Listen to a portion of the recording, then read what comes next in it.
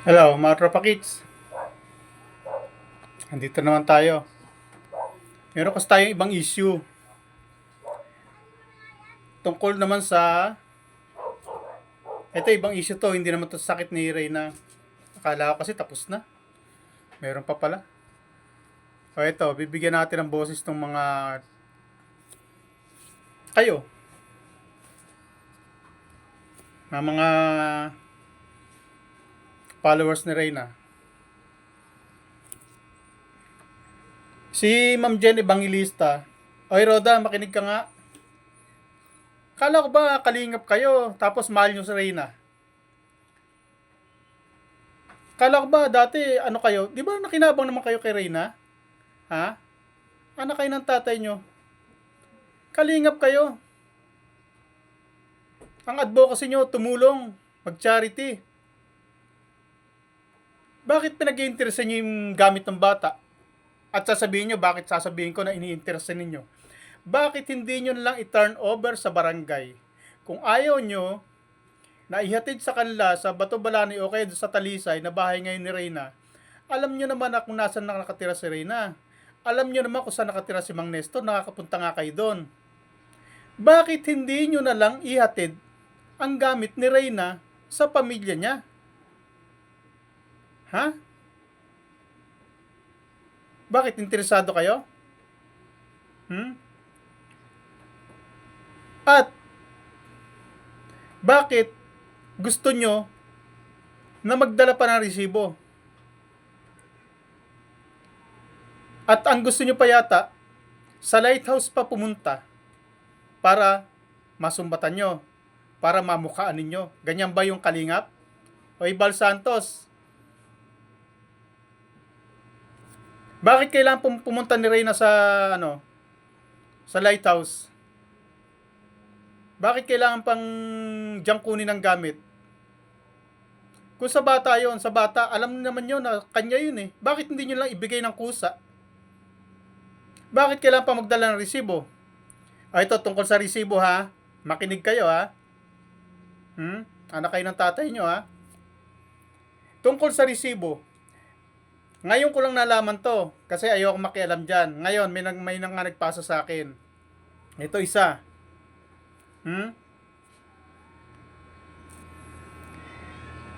Kay Jen Evangelista, ito, sagutin mo Roda ha. At saka paano yung pera ang ibinigay? Ha? Paano nga naman yung pera ang ibinigay? At sila ang bumili. At kayo ang bumili. Binigyan kayo ng pera para bumili. Di ba nasa kanila ang resibo? Paano yon? Kanila na yon? Ang ibig niya sabihin dito, binigyan kayo ng pera para bumili ng gamit. Cash ang ibinigay sa inyo ng sponsor. Sa makatuwid, cash yung nahawakan ng pera na bumili ng gamit para kay Reyna. Di nasa inyo yung resibo. Sino ba bumili ng gamit? Cash ang binigay sa inyo. Tapos kayo yung bumili ng gamit. Di nasa inyo yung resibo. Ngayon, paano nga makukuha ngayon ni Reyna yung gamit niya o ni Melanie? Paano makukuha sa inyo yan? Nasa inyong resibo, hawak nyo. Anong resibo ang gadaling ngayon ni Melanie? Kayo mismo bumili, kasang binigay sa inyo. Kayo ang bumili. O halimbawa, namili kayo sa SM. Di ba ang resibo nun nasa inyo? O, ngayon, sa inyo na yon? Yun ang gustong ipahiwatig nitong si Jen Evangelista. Kayo ang bumili, kas na ibinigay sa inyo na sponsor ang pera, kayo bumili, edi ang resibo nasa inyo. O, edi ibig sabihin dahil nasa inyo resibo, walang maipapakitang resibo yung kukuha dyan sa lighthouse. Si Melanie walang maipapakitang resibo kasi nga kayo ang bumili. Paano mo makukuha yon?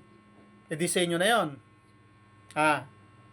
Tapos pagka supla-suplada mo ro, pagka nagko-comment sa section mo, hinahanap lang naman lang yung gamit ni Reyna. At ito pa isa.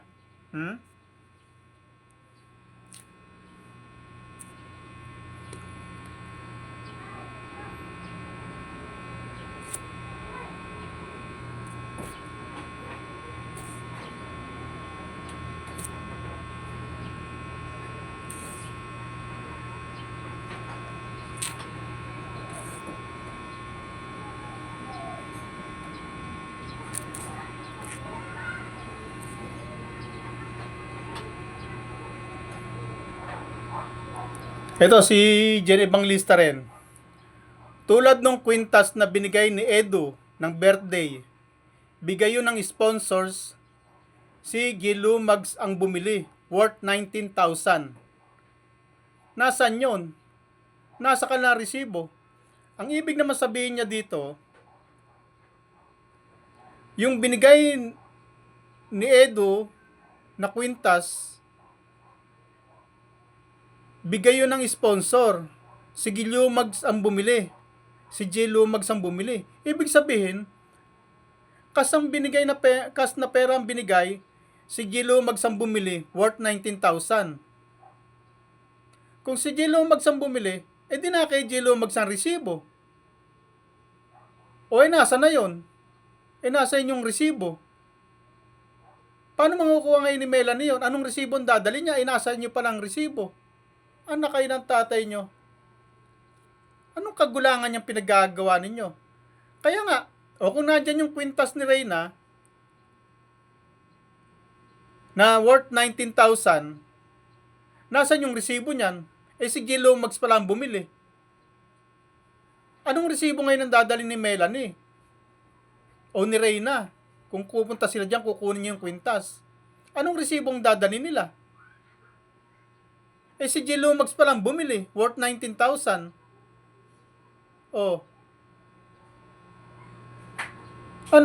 Bigay pala ng sponsor yun, Tulad ng kwintas na binigay ni Edu nung birthday, bigay yun ng sponsor.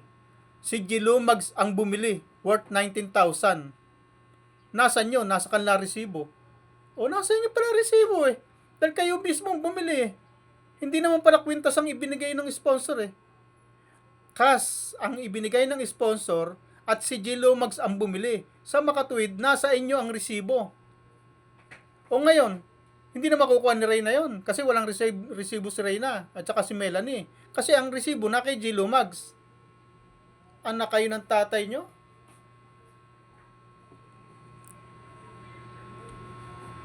Anong ibig nyo palabasin ngayon? Haroda. Yung gamit ni Reyna, kung talagang Kalingap Foundation kayo, kung ano yung gamit ng bata na ibinigay ng sponsor, hindi naman kayo bumili noon hindi naman sariling pera ninyo yun Pera ng sponsor yun na binigay sa bata Anong resibo hahanapin nyo? Pera pala yung binigay, cash, na kayo ang nagsibili. Ngayon, anong resibo hahanapin? Alam ko plano nyo Ako, hindi nyo ako pwedeng paglakuan dyan Hino-hostage ninyo ang gamit ni Reyna dahil sa pag-asa na pupunta dyan si Reyna at si Melanie, pag kinuha yan, susumbatan ninyo. O alin sa dalawa, susumbatan ninyo o gusto nyong o umaasa pa kayo na babalik sila sa inyo dahil sa gamit na yan. Ano ang plano ninyo? Kung talagang makatao kayo at kung talagang makatao ang foundation ninyo, kung talagang pagtulong ang pakay ninyo, gaano ba naman yung nakapunta nga kayo kay Kuya Nestor? At nung isang vlog, Roda, nakita ko, pumunta ka doon sa isang sa isang beneficiary mo, nagkita kayo na Yung kapatid ni Melanie, yung mahaba buhok, yung nagpunta sa lighthouse kasama si Lola Lola nila.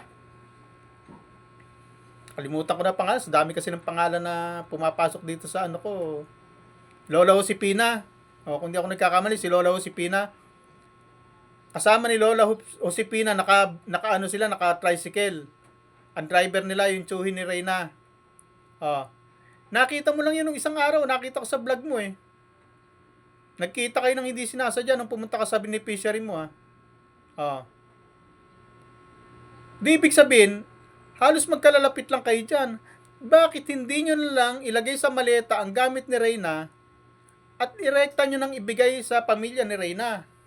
Bakit kailangan pumuntahan sa lighthouse? Hindi ko kayo makuha ang ibig ninyong sabihin.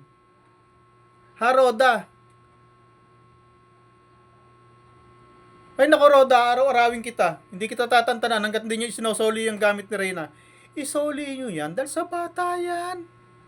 Anak kayo ng tatay nyo. Anong resibo pa hinahanap ninyo? Alam naman ninyo kung ano yung gamit ng bata. Bakit? Interesado ba kayo? Kung hindi kayo interesado, di balik nyo.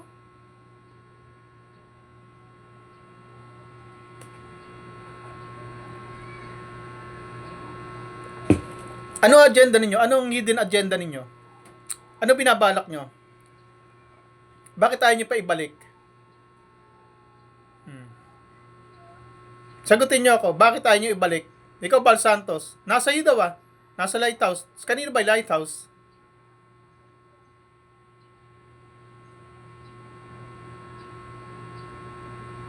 Mahirap bang gawin yon? Na ibalik nyo sa bata yung kanyang pag-aari na hindi naman inyo? Ano dahilan ninyo? Bakit tino-hostage ninyo?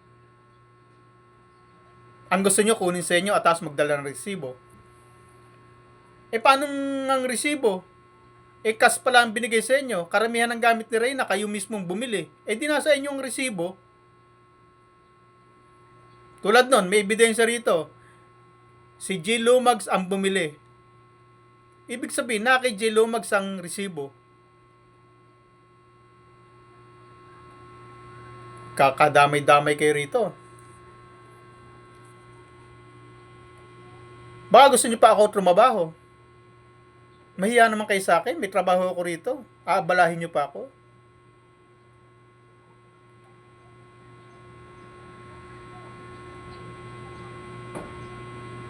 Ano ba gusto nyo mangyari? Bumalik pa dyan si Reyna? Dahil lang sa mga gamit niya.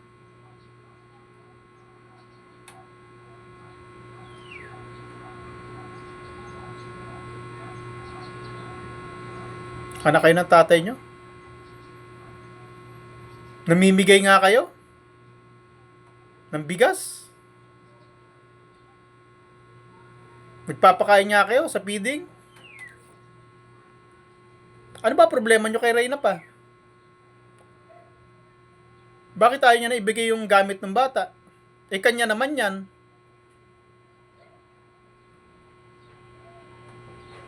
Binabala kayo, no? Ang gusto nyo, makausap pa si Reyna at si Melanie, no? Kung hindi, bakit ayaw niya ibigay? Nakakapunta nga dyan, nakakapag-vlog nga sila, 3 pa sila. Si Kunyang, si Roda, si Kanor.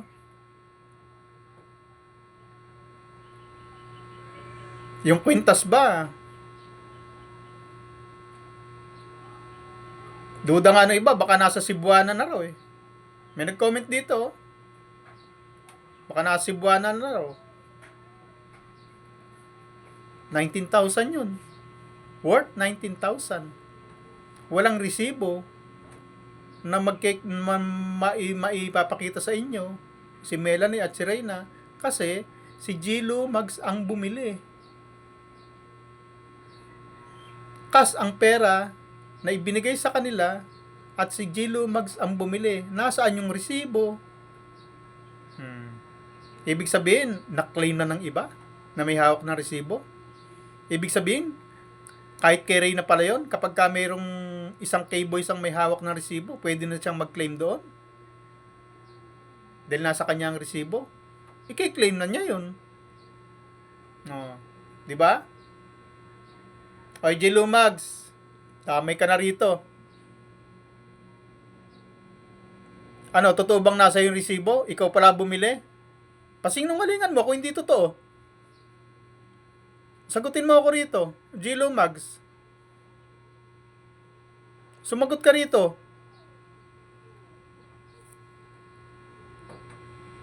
Ay, ikaw, Roda. Nagko-comment pala dyan yung mga supporters ni Reyna. Tinatanong yung mga gamit ni Reyna. Hindi yung binabasa ang comment. Bakit? Interesado ka sa gamit ni Reyna? Bye-bye.